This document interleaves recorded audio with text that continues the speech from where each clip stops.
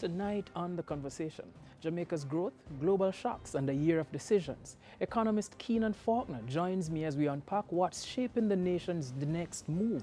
I am Kwame Thomas. Let's converse.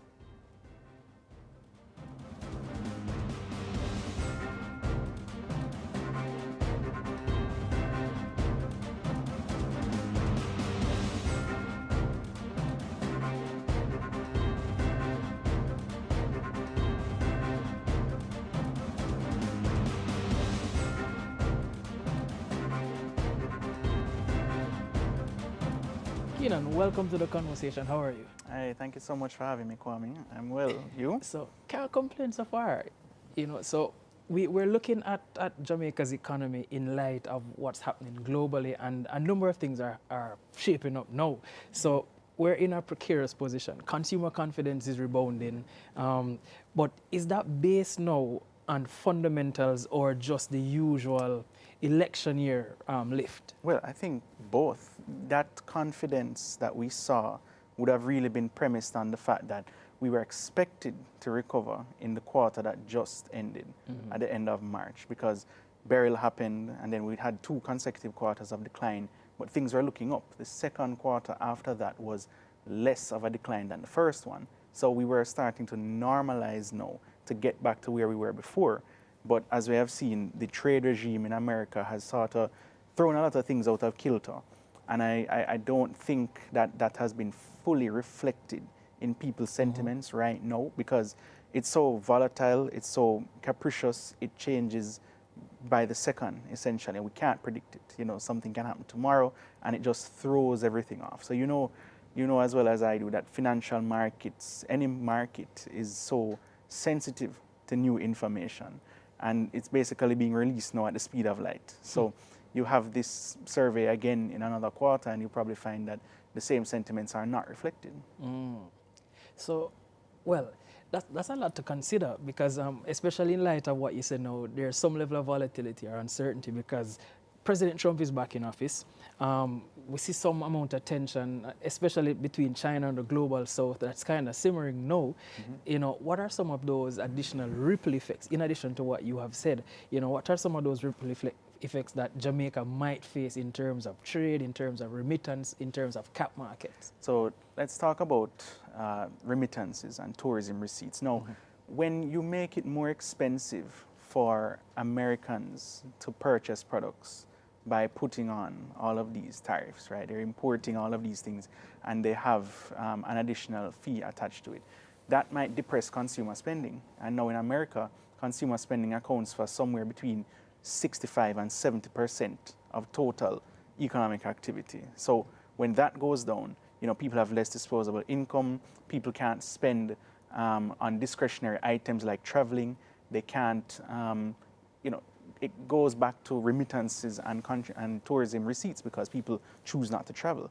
And so when that consumer spending is depressed, America, it being the largest market now, it has a ripple effect globally, because when the IMF's projections came out the other day, and they said that global growth is going down from 3.3 to 2.8%. Yeah. Now, America's growth went down from 2.7 to 1.8. That's almost 1%. So because it's the largest economy, it drags down global Everything growth else with it. And now, in terms of consumer spending, you think about inflation. And even though you don't have to be directly tariffed for inflation to now filter through the entire supply chain. You're talking about packaging, distribution. Even if you don't import from somewhere directly, if it passes through the US, it's going to now take on that inflationary effect. You also look at interest rates. One of the things that we have not really considered in terms of the dimensions of this trade regime is that borrowing costs will go up because stock markets now have fallen. People switch to bond markets because they think it's safe. But even then, the bond markets are proving to not be as reliable as they would have been in previous crises, which just shows that these are unprecedented times. So when the rate on US Treasuries, for example, now goes up, which is basically the base for all debt instruments in the bond market worldwide, then it means that all of the other rates are going to go up, because it's the US Treasuries now form the baseline for all other debt instruments.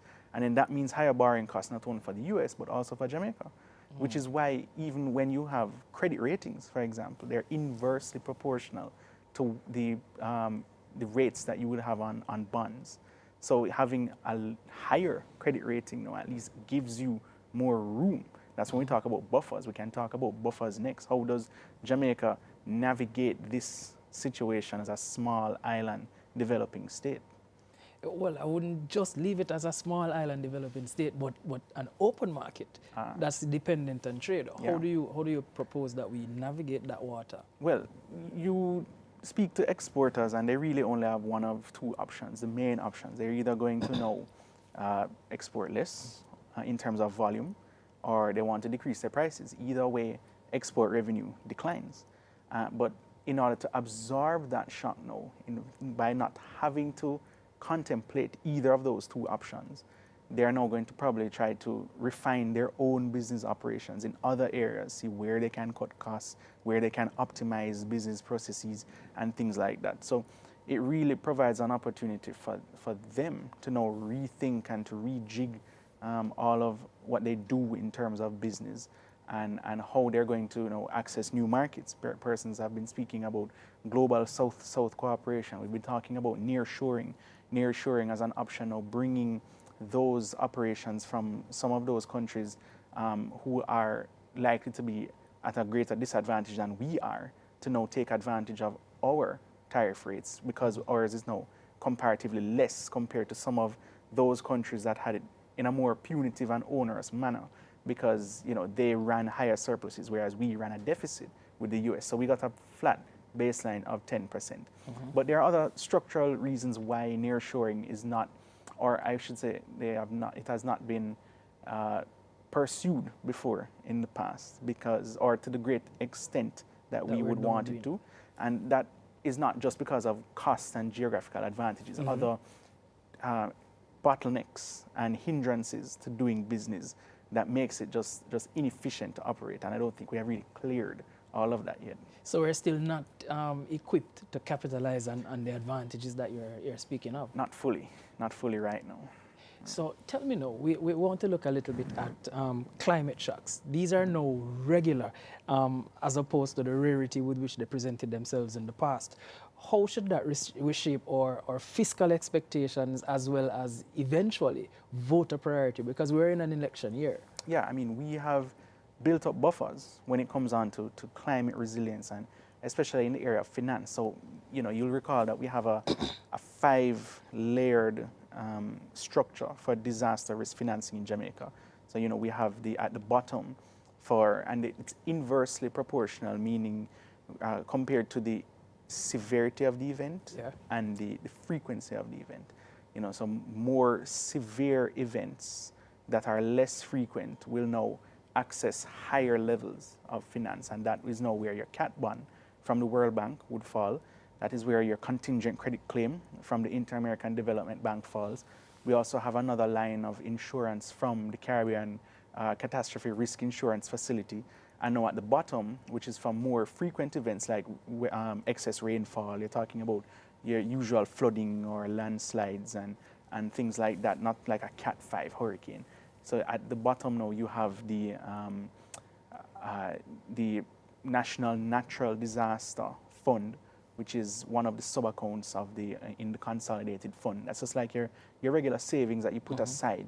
Just in case. Yeah, because you know that these events happen fairly often, very often compared to, like, let's say, how often do you get a Cat 5 hurricane?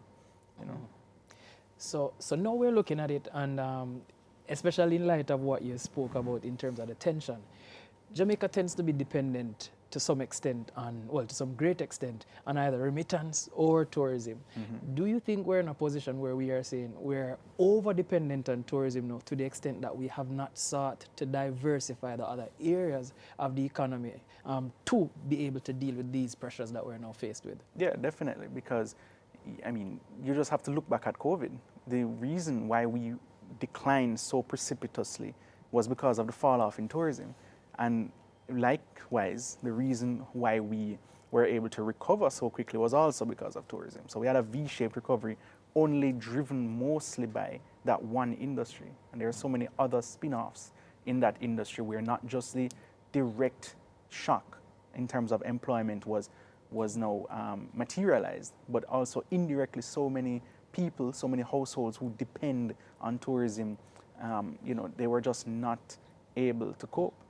And you think about not just tourism, but remittances together, both of those add up to around 6 billion US. That's almost around, let's say, 30 to 40% of the economy. And that's, when you think about a stool and you're trying to build resilience and you take away those two legs of the stool, what else do you really have?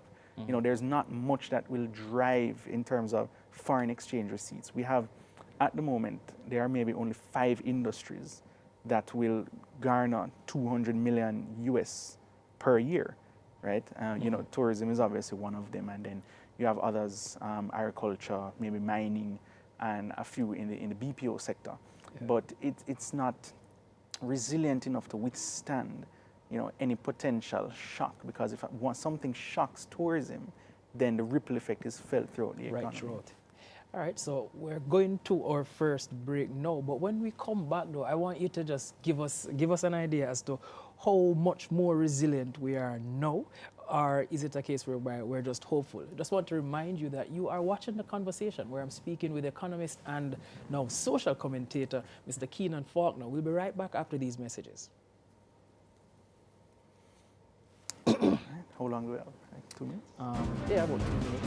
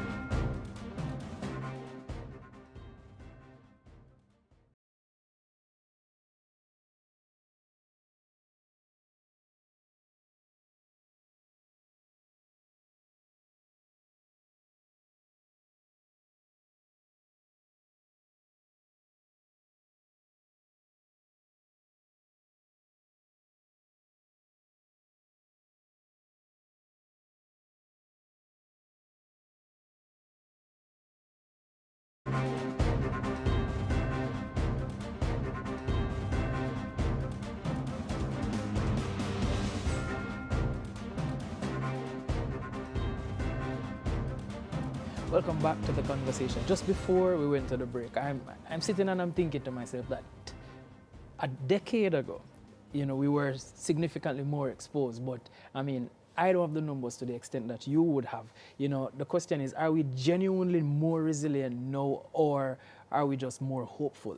No, we are definitely genuinely more resilient, and that reflects in the headline numbers that we see. So just to use 3 examples, I'll follow off on the one I had given before in terms of our credit ratings. Yeah. Those are higher today than they have been at any other point in previous history. We were almost defaulting on debt. We were close to what they call junk bonds, where Jamaican bonds, Jamaican debt instruments don't mean anything, right? That's where we were. That's where we were, right? Today, now it means that we can access relatively lower cost financing should we need to borrow, because, as I said, it's inversely proportional to the interest rates on the international capital markets. That you see your higher credit ratings, you're closer to investment grade.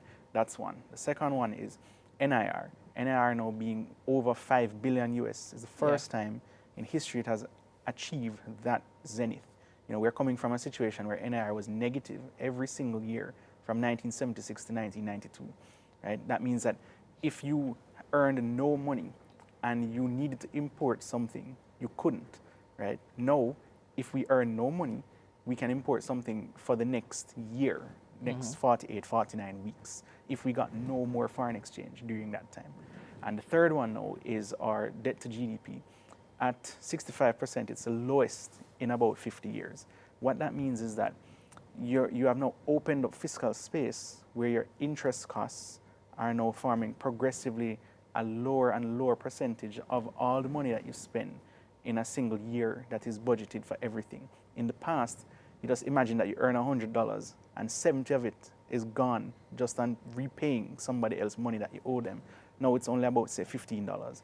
So these are all macro indicators, presumably. But what does that mean for the common man? You know, the me, the you, the man outside at the corner shop. What does that mean? How can they see? Because perception is a little different from what the reality is. Yeah. How can they understand what you're saying and see it tangibly? Yeah, I think you just have to apply it now at the household level. When you have debt that crowds out everything else, and you can't spend money on bridges, hospitals, roads, water, all of those things, you know, you're in a very tenuous financial situation. When you have no money to be able to buy something that you need to import, now you have enough money in case there's any shock to the world system. No more ships can come to Jamaica, no more anything can potentially happen, right? When you think about now you need to borrow, right? And you have to borrow at the highest rates or pay back the highest rates. Now you can afford to do so at a lower rate that you can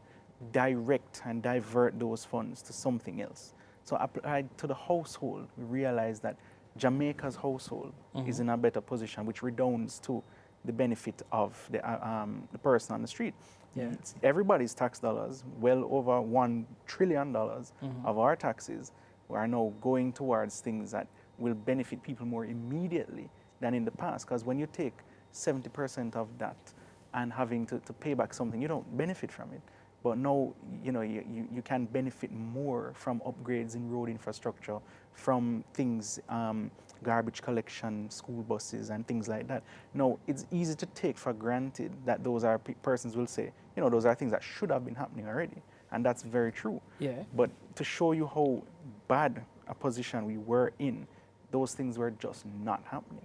So we have gotten ourselves really to the base in terms of our developmental trajectory, where we can now push on to the next stage. So you're saying that all the development, all the gains that we have just looked at, that you have just spoken of, these are all things that will take us to being normal or to being what is expected now. We were significantly below par. Yeah, so what is happening now is that the economy, and you know, this might sound a particular way, it's not booming or it's not thriving. That would not be the most accurate way of describing it. What's happened is that we have become more stable. So we have stabilized all of our macroeconomic indicators. In other words, the fundamentals are now trending in the right direction. In the past, we had to spend too much time recovering from crises, and then so we could not focus on building on whatever base because there was no base. But now that you have a base, you can focus on now trying to get the economy to boom and to thrive. But right now, it has stabilized, it has become more resilient. We take less time to recover from crises today than we did in the past. It took us, in terms of our real per capita GDP, well, not per capita, but our real value-added output, compared to 1962, independence, whatever it was at that time, it has only been multiplied by 2.5 times since then. Now, to contextualize that, that's not really good growth performance by any stretch of the imagination. Is it growth any at all? No, it's really not growth. Okay. Yeah, because after 60 years, you should be multiplying by 10, 20, 50, even 100 times. Your economy should be 100 times larger. But after accounting for inflation, after now adjusting for recovery from all crises, we have now only doubled our output across 60 years. Why? Because we spent too much time recovering from crises. We had high inflationary spirals. When you have inflation as much as 80% in 1 year, it means that you're paying $100 for something this year and the price almost doubled the next year. You know, you can't grow in that type of instability and volatility. So is it a case whereby, looking back from your own economic understanding as well as politically, would you argue that our democracy wasn't in a place where it was mature enough to take on the hard tasks to actually stabilize us so that we can be prepared for growth? Yeah, that's exactly what happened. And you know, when you think about even the IMF agreement that we had, the extended fund facility from 2011, 2013 to 2016, it was basically a last chance saloon. You know, the IMF said to you that, look, you know, they asked basically, has Jamaica failed yet? Because we had such an awful record of failure when it came on to these agreements to just to stabilize the economy. We're not even talking about growth. The IMF has said they don't do growth. You know, we stabilize the economy. So it's like you're trying to now get to the base, and you can't get to the base yet. But now we have gotten that, right? When it happened, the reason why that IMF agreement was so successful was in no small measure to the value of EPOC. So EPOC helped to build social consensus among the political directorate, the people, the technocrats, and said that, look, we all have to band together to make sure that we are going to actually do this thing the right time now, today, else we're going to now be talking about this for the next 50 years, and we wouldn't have gotten anywhere.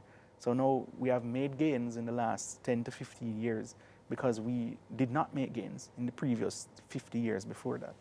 Yeah. So in light of that, no, because we see where EPOC has given way to IFC, do you think that we're still going in a good direction as far as that is concerned? Yeah, because now that institutionalizes the gains that we have made. So something like EPOC would have just merely been temporary. Yeah. And it outlasted the IMF agreement that we had, because we had a basically wholly domesticated economic reform program. So it shows that, without the IMF holding our hands, we are capable of actually getting to where we need to go. Yeah. But now we need to have that in legislation. It's the same reason you have fiscal rules. It's the same reason you have limits on what you can do in terms of borrowing and spending. It's why we have an independent central bank. This is what we mean when we say we are institutionalizing appropriate, nimble, agile policy choices. It's not left to the whims and fancies of whoever occupies the office of the political directorate. So we're now in an election year. Let me start it with that. And we're looking at the fact that the budget has just been read, and we're seeing where Capex is supposed to be one of the big things on it in terms of spending. Is that current ramp up is a part of a larger growth vision, or is it just time for maximum electoral impact? What are your thoughts on that? Well, Capex, as we have seen, it's really flat. I mean, it only went up to 62 billion. It was 61 billion before that, and had to be revised downwards from 80 billion the previous year. Now, the reason that happened was because of capacity constraints. You're talking about the ability to execute projects in a timely fashion. You're talking about getting the right expertise. You're talking about just general project management, other items like procurement. Those things were just lacking. So what the government did was to revise downward, because it didn't make sense to now say, look, you can spend $100, but well, you're allowed to spend $100, but you don't have the ability to spend 100, so you can only spend 60. So it made sense for the government now to revise that allocation downwards, but it's not growth-inducing quite yet, because we are at a level where Capex as a percentage of GDP is now maybe around 2%. Yeah. In the past, it was as much as 18%. So the equivalent of that today would be almost around 600 billion. Yeah. You think about what 600 billion could do. 600 billion is like the allocation totally for the 3 largest ministries. Yeah. And just spending on infrastructure. We're talking about roads, energy, water, light, drainage, sewage, and all of those things. And upgrading. And that's what I meant when I said earlier that we did not have those resources to do that. We have now opened some space, so it's a start, but we're still not where we ideally want to be. So now voters are seeing that, voters are hearing that. Should they read that as real, any form of real development, or is it a case whereby infrastructure has lost its political magic in face of everyday pressures? Yeah, I think from a political economy standpoint, you start to consider that people like visibility. They like the fact that it comes quickly. We don't care where the money comes from. We just want to know that it's there and it gets done. In the past, if you had to borrow, just get it done. Right now, if people don't see projects being executed, that might, of course, influence their perceptions and possibly their voter intent. So it is always in the best interest of any government to want to know, spend on infrastructure so that people can visibly see, look, hospitals are going up, schools are being repaired or refurbished, roads are being built, So it's all about the politics of perception, right? So if you had to borrow, and the government in this instance has chosen to borrow less for the upcoming fiscal year, whether they have to contend with any potential fallout of that deliberate policy choice is really a matter for them to answer, right? And the political economy, it's just balancing economics and politics is always a tough thing to do. But to illustrate the importance, though, of something like that in terms of policy, meaning you don't feel the inclination to overspend in an election year, is always is not common, right? Spending always goes up in an election year, and unemployment goes down normally as a result. Inflation always goes up. But to maintain the reins in terms of what you have built, whoever occupies the government, whoever occupies, whichever political party is now forming the government, is now constrained deliberately by those choices, because you can't just think about today. At some point, you're going to have to think about the future, else we'll be in a continuous time loop where we have this conversation every 30 years, and then now we have to try and get back to where we want to go. So when we come back now, we want you to just tell us whether or not the government is being mature in some of these decisions. But you can hold that thought until the break. Just want to remind you that you're watching The Conversation. I'm here with the economist, Mr. Keenan Falconer. More after these messages.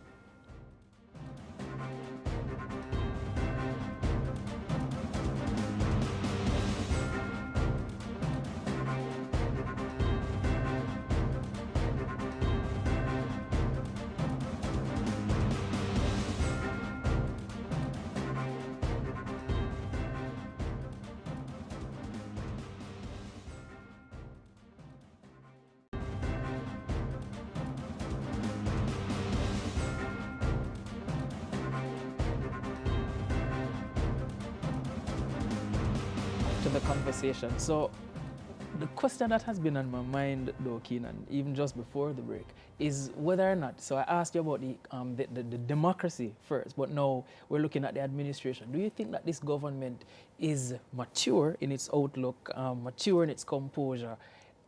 Simply put, I'll just ask those questions first. Well, I mean, what it has done is that it has been constrained. You really don't have a choice, unless you want to break the law. So this is an issue. This is a matter of not having a choice, where they have decided to hold the reins and do what they're doing. Then it's not because of any growth. I mean, our outlook overall is that we have become more accountable.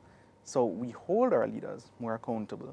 If the government chose to do something that was inimical to the interests of the population, people will speak about that. So I think democracy has thrived more than today than has certainly in the past. People were not this attuned to governance.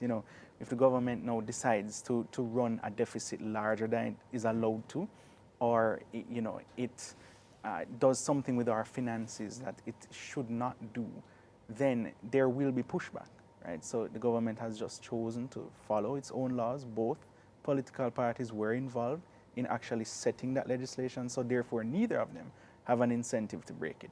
And then you'll just look at how the fiscal accounts really set up. Now, it has been said that the government, as I said, we're paying back less in debt as a country, but I don't want to give the impression that that is a deliberate choice. Every year you have what is called an amortization schedule. Just like if you had a mortgage and you have your monthly payments, whatever that is. Now you have your yearly payments. Now last year, meaning the year prior to this fiscal year, we had an extraordinary amount of debt that was due. It was literally due. In order to maintain our credit worthiness, we have to pay back our debts on time and in full. So now you don't have an option unless you want to have some negative effect down the line.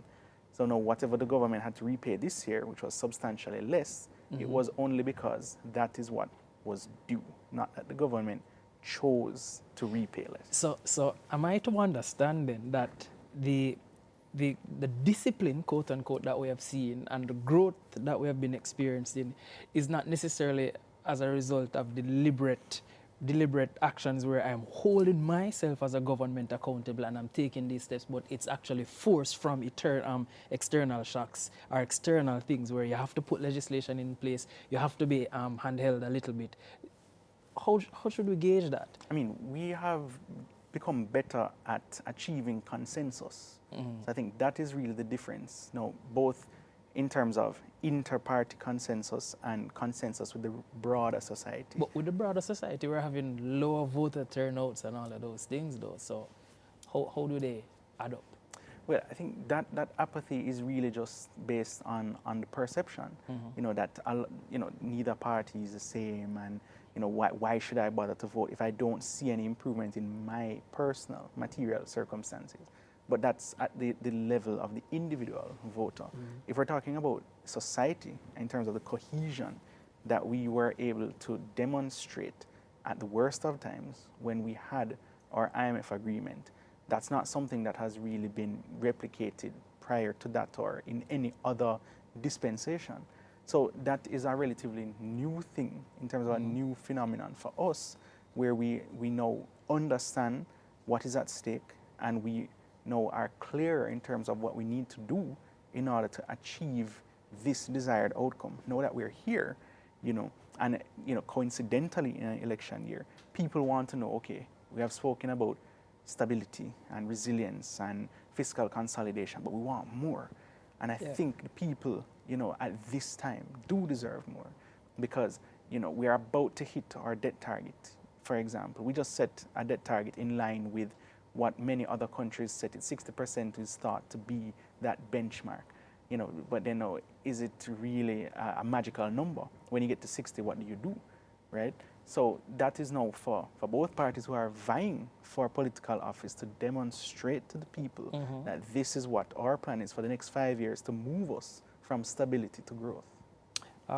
So is this a better administration, though? I'm not sure if you'd want to venture down that road to run a comparison to say, based on how Jamaica has been going, would you say that this administration has done a better job as opposed to prior administrations? I think cumulatively, both administrations since 2011, 2012 have distinguished themselves from prior administrations in the 50 years before that, counting from independence. So that really now illustrates, I think, a crossing of the Rubicon when it comes on to governance and democratic governance. Because there are just some things that, while you have undercurrents of conversation when it comes on to, government wanting to spend more than it earns and so on, the overwhelming response is that, look, from both parties, they have made a commitment that we're going to maintain fiscal responsibility. And it's because, we have sort of beaten the horse dead over the last 15 years, saying it over and over, that has become entrenched.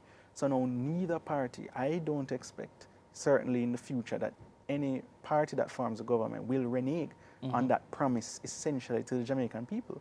So, the way that politics has changed in the last 15 years, necessitated by the economic situation, I think it just augurs well, not just for today, but 30 years down the line, when you have children today becoming mature adults back then, I think they'll be better off for it. So we should focus a little now, because we're looking at some of the geopolitical implications of what has been happening around our neighborhood, and outside of CARICOM. So Jamaica's next economic win might not be because of FDIs, but from its own people coming back home. So we see a whole idea of high-profile deportation cases and growing diaspora interest in return. What would a serious reintegration strategy look like from an economist's perspective? I mean, the biggest thing you're going to have to look at is obviously housing, employment. And you don't create jobs overnight, but you also have to figure out, when people decide to return, what is their skill set? But then you also want to think about the fact that many people who do return are probably not going to downgrade their own financial situation just because they have changed location. And with the rise of things like remote work, people now have options. So they're domiciled in Jamaica. They don't have to deal with some of the socio-cultural and socio-demographic things that they would have to deal with abroad. But then housing becomes a priority, augmenting different public and social services, because you don't want them to be overwhelmed. It's not that everybody is going to rush back at the same time, but if you have been actively encouraging people to come back, Yeah. regardless of any policy development that happens in the US or anywhere, then those things should have been basically run of the mill. You're preparing for people to come back anyway because you want people to come back, not because they're forced to come back. So outside of just starting the narrative, asking persons to come back and make Jamaica that place to live, grow, work, and raise family, do you think that we have done enough to prevent, or, well, not prevent, that might be a strong word, but to discourage persons from leaving, let alone asking them to return to us? It's hard to say that successive administrations have not tried. You just even look at classically scholarships, for example. You want to incentivize people to study in the hope that they will stay, but now you have to bond them in order for them to access it. But generally, you just have to look at labor as something being not restricted to any jurisdiction. And by that I mean the international mobility of labor. Labor is going to flow wherever it gets the biggest return, just like capital. Yeah. People have a right to deploy their capital in whatever asset that they're going to get the most return. And it's the same thing with labor. So you can't restrict people from leaving. People have assessed their own circumstances. They have determined, look, this is not for me. And so they have made the decision to leave. Whether they come back or not, is totally up to them. But given the structural constraints that we have had to grapple with, we spoke about things like higher energy, high cost of living, lack of affordable housing. You talk about crime, corruption, the ease of starting a business, and all of those that had militated against us for very many years up to this point. We have addressed a few of them in some measure. But all of that really adds up over time. So it's not something you can get rid of overnight. And people have said, look, I can't make a meaningful life here, if I don't get rid of these structural bottlenecks to people just having a decent life. So in light of all that you have said though, do you see where it's possible for Jamaica to become what you call a safe landing spot though for talent and capital from the diaspora, especially in light of US uncertainties? I think in order for that to happen, the government would need to do several things. And the first thing I think they have to do is now to address industrial policy. What are the kinds of industries that you want to attract in Jamaica? How are you going to fill these vacancies? How are you going to get high-value jobs? Because that's what's going to retain people here. In a nutshell, that is what needs to be focused on first. The next one, related to the first, all three of them are related. You look at labor market reform. Getting people to be supplied in the skills and the jobs where these skills are demanded. Because for right now, there is a very great mismatch where that is concerned. And the third thing is now productivity. We speak about productivity, but we don't know quite exactly what we mean when we say we need to increase productivity. Unpack that some more though. What do you mean? So when we talk about productivity, we kind of reduce it to a very reductionist argument that people are just inherently lazy. But it's much more than that, because we have been talking about productivity for 50 years. It has declined progressively in that time by around, let's say, 1% per year. So it's hard to fashion the argument that successive generations of Jamaicans are just simply lazy, rather than addressing what the structural constraints are. We're talking about at the level of the firm, in managers and how they interact with workers. Is this the conducive environment for people to get the most out of them? Are they being supported in terms of their goals? What is the overarching framework? And that's all of the things that come in the productivity policy. Now, if you want to see higher value, higher economic growth, higher paying jobs, things that are not limited to just the base employment, that is something that needs to be addressed. And I think it has become really impatient of debate. So would you say this is the time for real policy push as far as those things are concerned? And does it require a policy push to ensure that happens though? Yeah, absolutely. Because those three things, if you're looking at it in the context of labor and unemployment, we have unemployment being at the lowest it has been in history.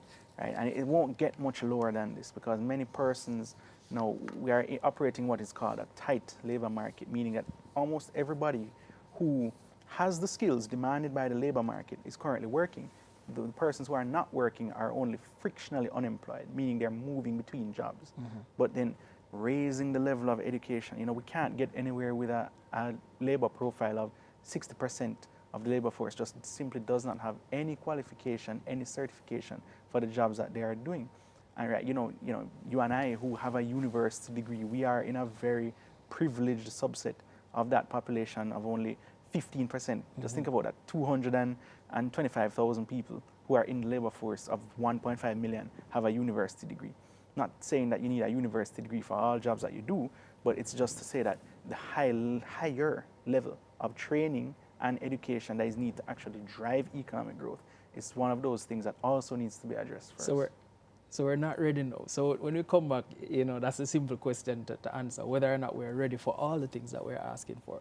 But we just want to remind you that you're watching the conversation. As we move into our final break, just want to remind you that we're speaking with economist Mr. Keenan Falconer. More after the message.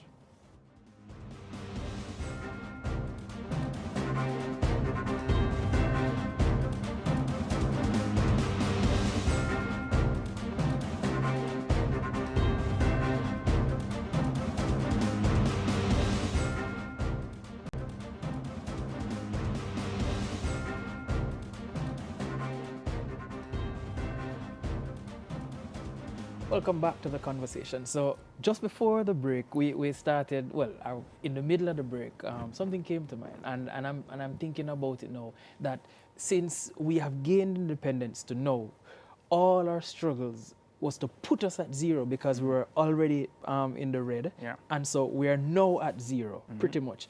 Do you think that we have all the necessary ingredients that we can say, all right, not only are we stable, but we are now poised for growth, real growth, good growth? Yeah, so the fundamentals are now in place for that. But I don't think we are at the position where we can expect robust and sustainable growth, only because in order for that to happen, you have to depend on production. And now, when your labor force is simply not able to produce at that high level, then you're going to continue to have growth meandering around the order of 0 to 1%, 2% if you get lucky, if something extraordinary happens. And that's just because of the structural constraints that have not been addressed. What are some of those structural constraints, though, that have not been addressed? So you look at, for example, the high cost of energy is one of them. You look at perceptions of corruption. You look at crime, even though it is going down, it is still intolerably high compared to what investors might prefer to come to Jamaica to want to invest. You look at levels of education. It is the biggest one, as I said. You can't drive growth if you don't have people who have the requisite skill set, in order to get those higher value-added industries. We talk about industrial policy. As I said, we first developed that, I think, around 30 years ago, so it's a generation ago. But the industrial landscape has changed so much in that time. How have we prepared for that, Those are some of the things that we have to continue to talk about. You look at other constraints in terms of the ability for people to do business. There have been improvements, but you don't get rid of structural constraints like that in maybe around an electoral cycle, or even it probably takes you a generation. So one of the things that I'm struggling to understand now, because you have said that we don't necessarily have the skill set. So many persons have echoed the sentiments that we are a low-skilled economy, but we're hearing that we're having massive brain drains and the skilled labor is actually leaving. So is it a case whereby we don't have enough skilled persons, or we don't have the wherewithal to retain those skilled persons? Because then it becomes not just an issue of education, but an issue of remuneration. But what is it? Is it either, or is it both? Well, it's really both, because we don't have the skilled persons, and even for many persons who might have decided to stay, a lot of persons, even if they did stay, based on the skill set that they have, they probably wouldn't be able to drive the production process as much as you want, because there would probably still be some mismatch that's there. Oh.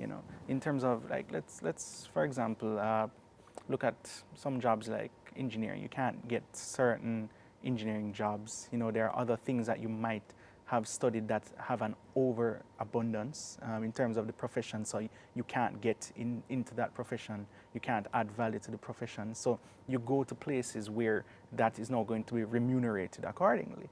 So in terms of levels, we have spoken about salary levels very often. You know, a survey came out that said that 91% of all jobs surveyed were paid below market, which doesn't really surprise me at all, because you just need to look at total wealth. You know, you think about total wealth in terms of GDP, around 15 billion to 17 billion every single year, US dollars. And per capita, that's around 7,000 US, which is just over $1 million. So just put it into context. If every single person in this country, both adult and children, if you're an adult, how do you think your $1 million is going to go? Or if you're a child, do you think that your child's expenses for a year would cost $1 million? And you know, even though it might mean different things to different people, the point is it can be higher. You're talking about some people with per capita GDP of over 50,000 US, which is more than comfortable enough to do the sort of things that you want to do. The point is that we have only grown very incrementally. You know, it's not had a radical jump that we want to experience in terms of the total wealth that we generate, which is just simply not enough. So is it that the economy is not enough to facilitate those things, or the capacity is not there, or what exactly is it that's causing those things though? Yeah, so the capacity is just simply not there. Like I said, everything starts and ends with education and training that we have just neglected over very many years in terms of now getting our people with the right skill set, not just for the labor market, but even just other life skills.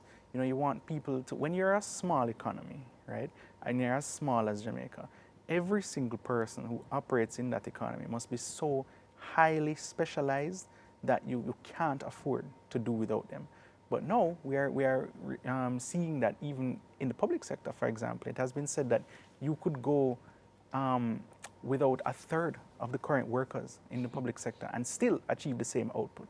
And the same probably does apply to the rest of the labor force, where you could take many people out of it and still have the same output. Why? Because every addition to labor that we have seen is still producing around the same result, which means that each person who is coming into the labor force, just to use broad, raw, aggregate terms, is not adding the value that's required. Is it a diminishing returns to utility? That's what you're saying from based on your economic language? Yeah, it could be. You know, if you're thinking about productivity as the wealth divided by the number of people, then you want each additional person to now add more to wealth. But no, each additional person is basically ensuring that the total production remains the same, which means that each person now has what is called now less and less marginal utility. So I don't know how else to ask this question. We're still sticky. The outlook is still sticky. It's still unfavorable. Yeah, I mean, it's one of those things where you have to be cautiously optimistic, because having the buffers in place, having stability, having all of the fundamentals trending in the right direction has to be put in its appropriate context. It is something that should have been done 50, 60 years ago, so that today we would have been much further ahead than where we are. We are simply at the base. So we don't want to overstate what the economy is experiencing.